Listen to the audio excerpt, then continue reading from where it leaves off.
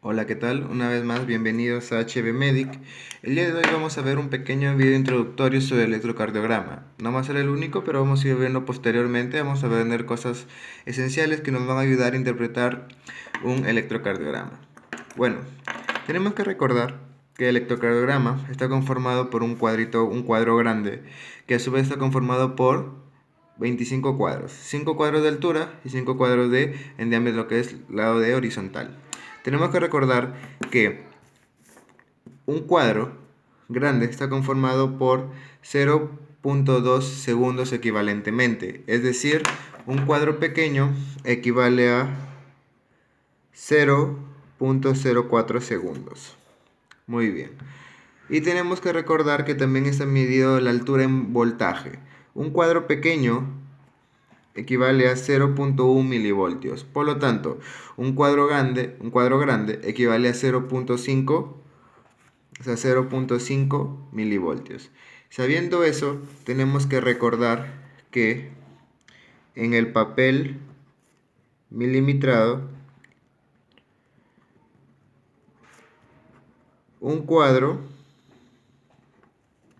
grande, es decir, 5 milímetros, es equivalente a 5 cuadraditos pequeños.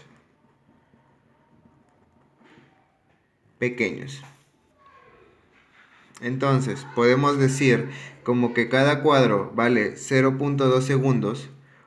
Podemos decir que un segundo es igual a 5 cuadrados grandes. ¿Por qué cuadrados grandes? Porque un cuadrado vale 0.2. 0.2 por 5 es equivalente a un segundo. Ahora, un segundo es igual a 5 cuadrados grandes y esto quiere decir que es igual a 25 milímetros, ¿no?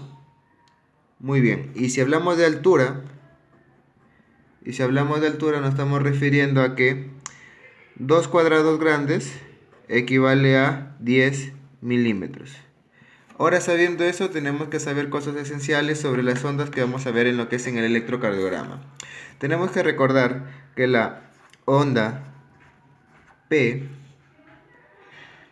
tiene como valores normales 2.5 milímetros de altura y 2.5 milímetros de ancho.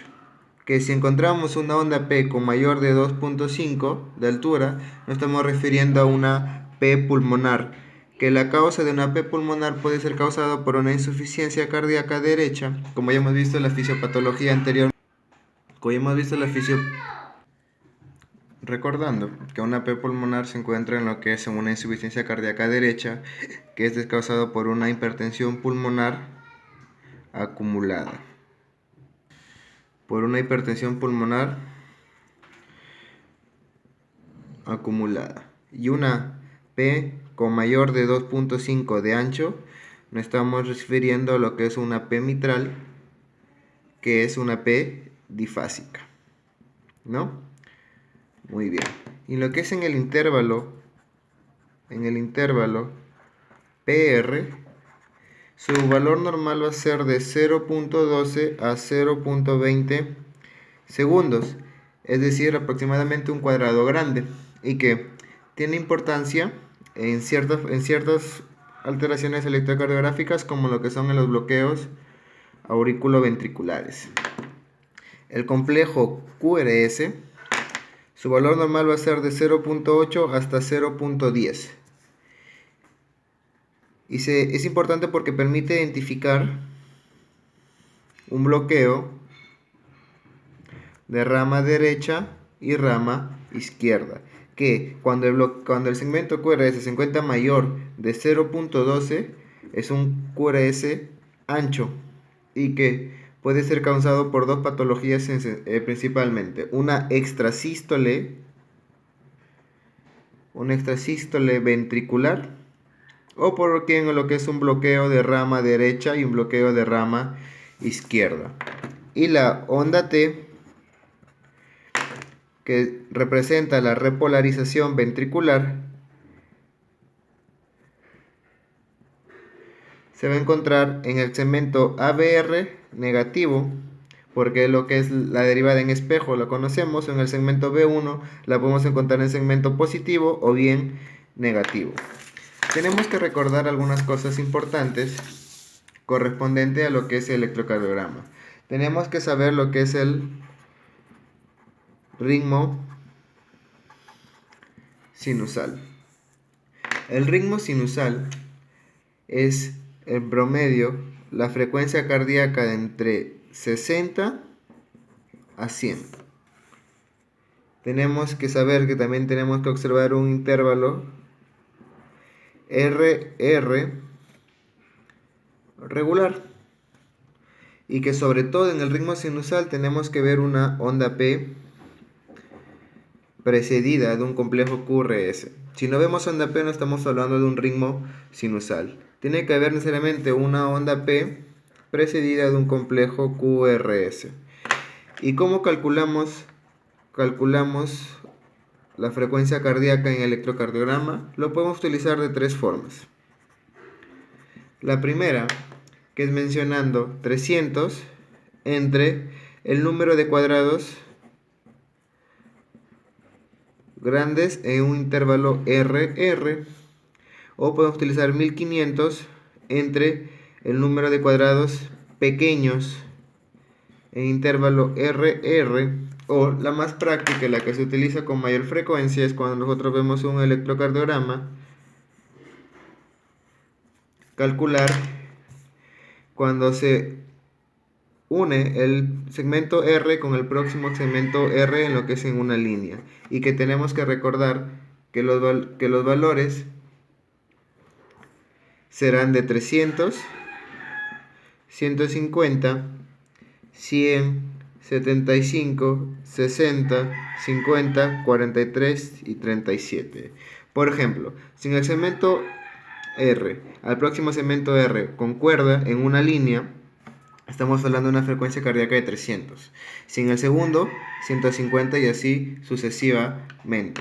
Algo que tenemos que recordar, que calcular la frecuencia cardíaca no se puede calcular en arritmias. Entonces, ¿cómo se calcula en arritmia frecuencia cardíaca? Un aproximado, más no fidedigno, es que en 6 segundos, es decir, 30 cuadrados grandes,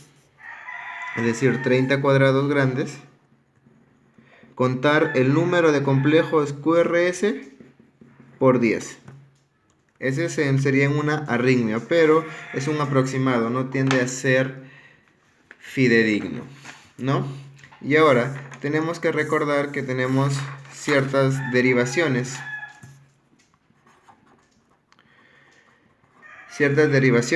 para calcular si estamos hablando si es un eje normal, una desviación a la izquierda, una desviación a la derecha, o una extrema derecha o indeterminada. Y para eso tenemos que recordar que el electrocardiograma lo vamos a estudiar mediante 12 derivadas. Lo vamos a estudiar mediante 12 derivadas, ¿no? Que tenemos que recordar que estamos hablando ante 0,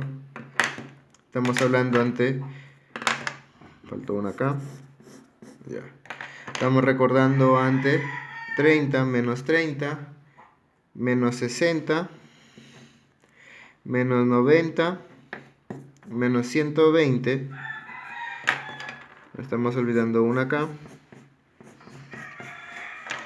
antes menos 150, más menos 180, más 150, más 120, más 90, más 60, más 30. Tenemos que recordar eso. ¿Por qué? Porque si nosotros encontramos una derivada en D1 y en ABF de la siguiente forma. Si la encontramos positiva, y positiva es un eje normal. Si la encontramos positiva o negativa, es una desviación a la izquierda. Si la encontramos negativa o la encontramos positiva, es una desviación a la derecha. Y si la encontramos negativa y la encontramos negativa, es una extrema derecha o lo que es indeterminada en algunos casos. Es decir, si la encontramos de acá hacia acá, nos estamos refiriendo a lo que es un eje normal, que en algunos libros se considera diferentes valores, pero vamos a utilizar el valor de menos 30 a más 90. Ahora, si encontramos menos 90 hacia acá, nos estamos refiriendo a un eje izquierdo. Si lo encontramos de más 180 a menos 90, nos estamos refiriendo a lo que es la extrema derecha o indeterminado, ya mencionado. Y si lo encontramos de más 180 acá, nos estamos refiriendo a lo que es un eje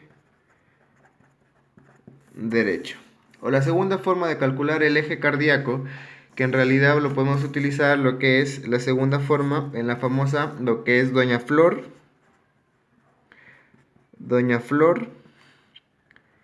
y sus tres maridos. ¿Y cómo calculamos esto? Pues lo calculamos de lo que es el segmento ABF con derivada 1, ABL con la derivada 2 y ABR con la derivada 3. Aquí viene lo que es Doña Flor y sus tres maridos. Ahora, si D1 es positivo, el eje tiende a ser 0. Entonces, si es 0, tiende a ser un eje normal. Si D1 es negativo, es decir, si es negativo, tenemos que sacar cuentas que es un eje de 180 y por lo tanto tiende a ser un eje derecho. Recordemos que aquí tenemos el segmento ABF, el segmento D1. Recordemos que tenemos el segmento D2, ABR. ¿Sí? Recordemos eso. Muy bien. Y acá tenemos el segmento D3. Ahora, si en ABL con derivada 2, si D2 es positivo, es un eje normal, porque estamos en más 60. Ahora, si D2 es negativo, es decir, es menos 120, nos estamos refiriendo a lo que es una extrema derecha. Extrema derecha. Muy bien. Si la derivada 3 es positiva, nos estamos refiriendo a que el eje se encuentra en 120, acá. Entonces, es un eje a la derecha. Y si la derivada 3 es negativa, es decir, eje a menos 160, nos estamos refiriendo a que es un eje a la izquierda. Y así es como tenemos lo que es Doña Flor y sus tres maridos para el índice de calcular las derivaciones o sacar el eje cardíaco. Algo que también tenemos que recordar es algo muy común que vamos a ver en un electrocardiograma, son las hipertrofias. Tenemos una hipertrofia de ventrículo izquierdo y una hipertrofia de ventrículo derecho. Cuando hablamos de hipertrofia de ventrículo izquierdo y ventrículo derecho, acá tenemos lo que es el índice de Sokolov, que simplemente se mide ver el segmento, la onda R en B5 más S en B1 o en B2 mayor de 35 milímetros. Si vemos esto y estamos hablando de lo que es en una hipertrofia de ventrículo izquierdo, o si observamos en la derivada ABL encontramos una mayor de 11 milímetros. O hipertrofia de ventrículo derecho, si vemos la onda R en B1, es al revés. Acá era R en B5, acá es R en B1, más segmento S en B5 mayor de 11 milímetros. Para que no nos olvidemos, la hipertrofia en ventrículo izquierdo es R y S. En hipertrofia en ventrículo derecho también es R y S. Simplemente que cambia las derivadas. Acá en B5 y B1 y acá es B1 y B5.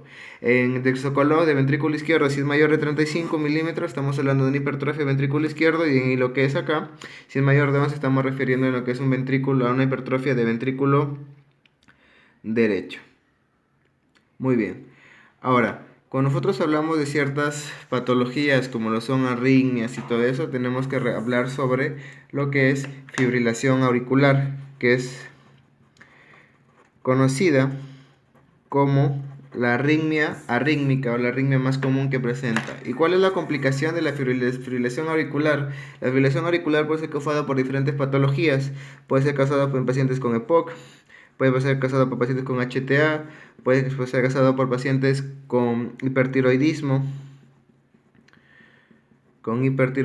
también puede ser causada en pacientes con hipotiroidismo,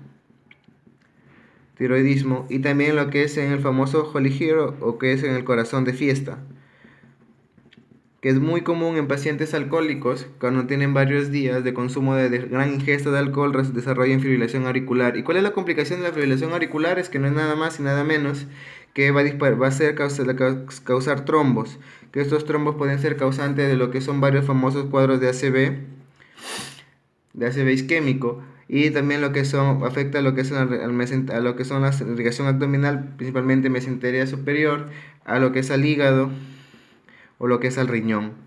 Cuando afecta netamente a estos cuadros, es un mal cuadro pronóstico usualmente cuando afecta a lo que es a la mesentérica superior, donde ocurre una necrosis de gran porcentaje del intestino y simplemente el paciente no se puede utilizar nada. Que tenemos que recordar que podemos hablar de una fibrilación auricular de una manera estable o inestable, es decir, menor o mayor de 48 horas, que dependiendo de ellos se va a utilizar lo que es una cardioversión o anticoagulantes, que vamos a verlo posteriormente. La característica de la fibrilación auricular es que simplemente no hay onda P.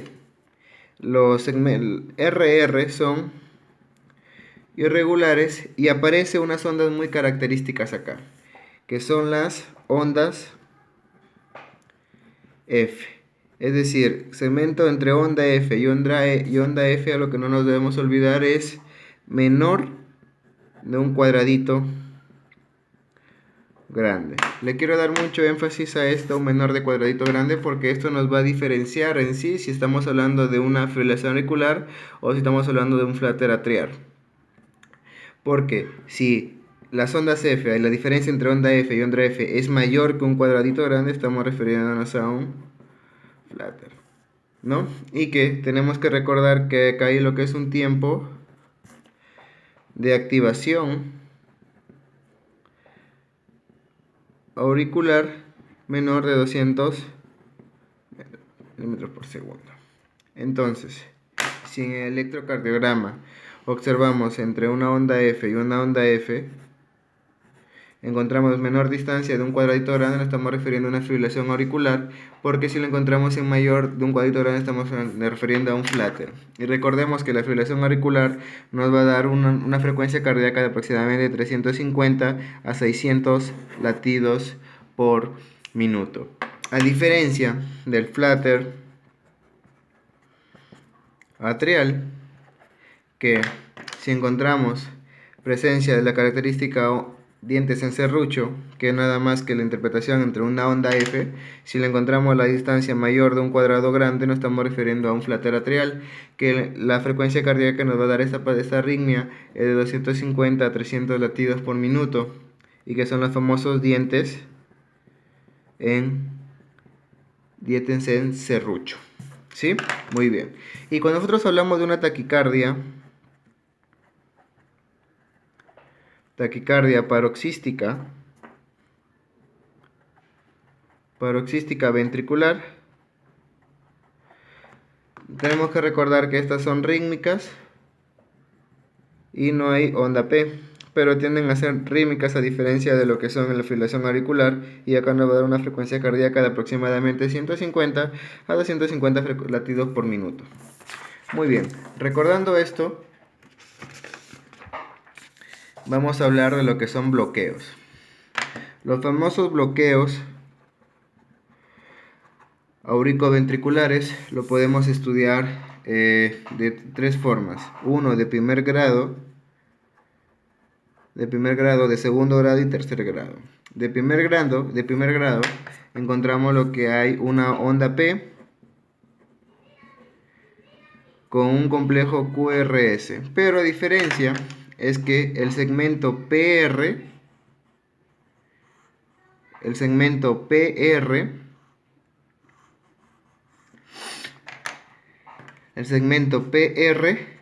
en un bloqueo de primer grado va a ser mayor de 0.20 segundos, es decir, un cuadrado grande.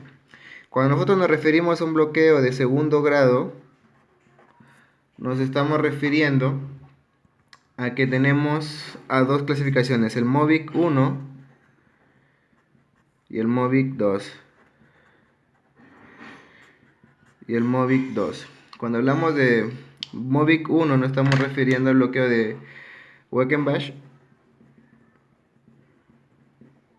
y que simplemente esta es un alargamiento progresivo del PR y desaparece y se repite ciclos o tienden a ser una manera cíclica, a diferencia del MOVIC 2, que es el más común, en donde el segmento PR es constante y luego deja de conducir. Es decir, lo vamos a ver en la siguiente forma electrocardiográfica. Vamos a observar que el segmento PR es constante y que posteriormente luego deja de conducir el segmento PR. Y en el bloqueo de tercer grado, que es el bloqueo completo, se va a representar por una bradicardia, por RR regulares y lo que es una disociación auriculoventricular. Es decir, va a haber ondas P por su lado y complejos QRS por su lado, ¿no? ¿Y cómo lo vamos a observar? Netamente, vamos a observarlo de la siguiente manera. Electrocardiográficamente vamos a encontrarlos así.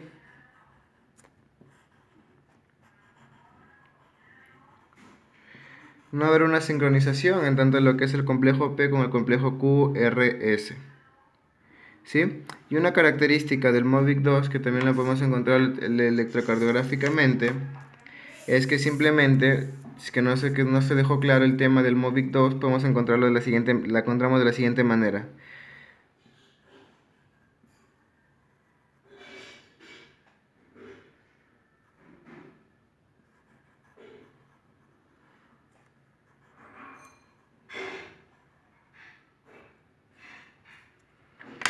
Y acá simplemente es lo que se bloquea, deja de conducir.